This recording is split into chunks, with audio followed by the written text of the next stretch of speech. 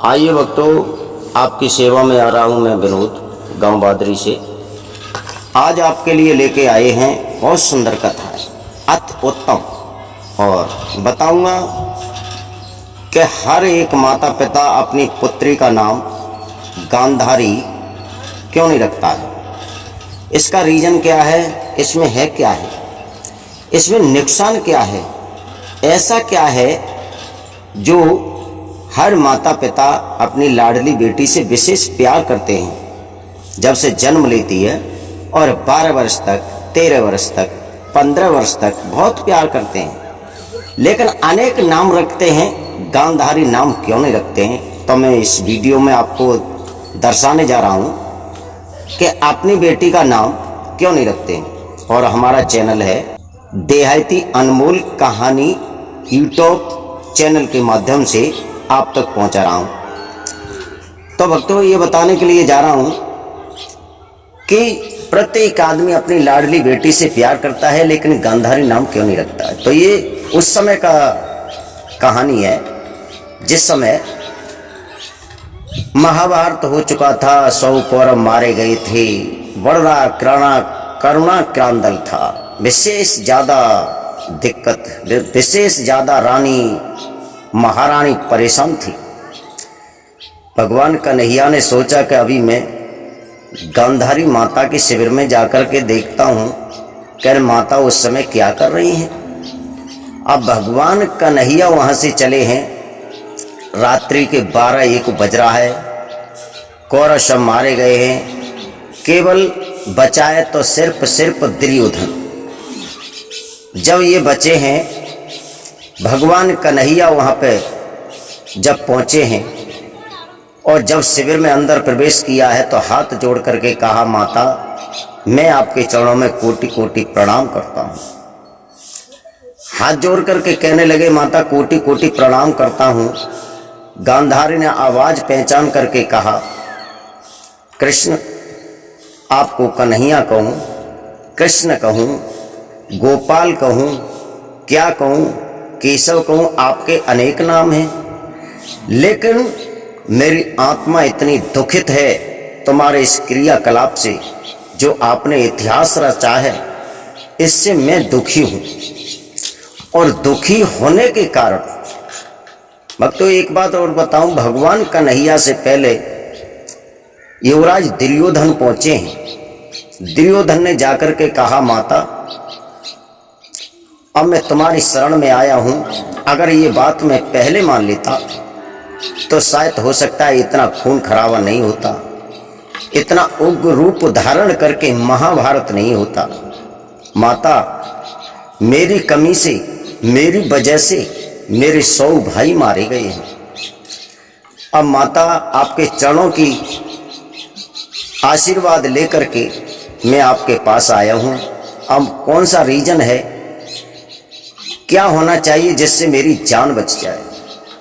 माता गांधारी कहने लगी, दुर्योधन, अगर तुम अकेले बचे हो तो एक काम करो, आप इस शिविर की दक्षिण दिशा में एक सरोवर है, वहाँ स्नान करके आना, और बदन पर एक कपड़ा नहीं होना चाहिए, क्योंकि जिस समय मैं आई हूँ गांधार नगर से, तो उस समय से मैंने देखा कि तुम्हारे पिताश्री अंधे हैं, तो मैंने भी अपनी आंखों पर पट्टी बांध ली, और आंख पर पट्टी बांधने से इतना तेज मेरी आंखों में आ गया है कि अगर मैं जिस पर दृष्टि डालूंगी वही वज्र का हो जाएगा, पत्थर का हो जाएगा।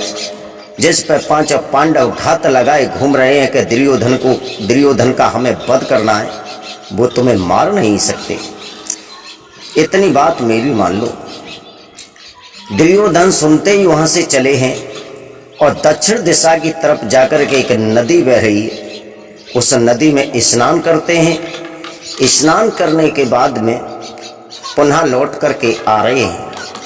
इधर भगवान कन्हैया प्रवेश कर जाते हैं, कहते हैं, माता गांधारी, मैं तुमको प्रणाम करता हूँ। माता गांधारी ने जब भगवान कन्हैया की जब आवाज़ सुनी है कि जो वही कन्हैया है जिसने मेरे 100 पुत्र मरवा दिए हैं, और अब कौन सी घात लगाने के लिए यहाँ आए हैं, तो कहने लगी तुमसे कन्हैया कहूँ, केशव कहूँ, क्या कहूँ। लेकिन कन्हैया सुन लो कान खोल करके, अब मैं तुम्हें श्राप देती हूँ। और जब श्राप का नाम सुना है कन्हैया ने, भगवान कृष्ण ने, एकदम ऐसा मालूम पड़ा कन्हैया को कि हजारों बिच्छुओं ने एक साथ डंक मार दिया हो।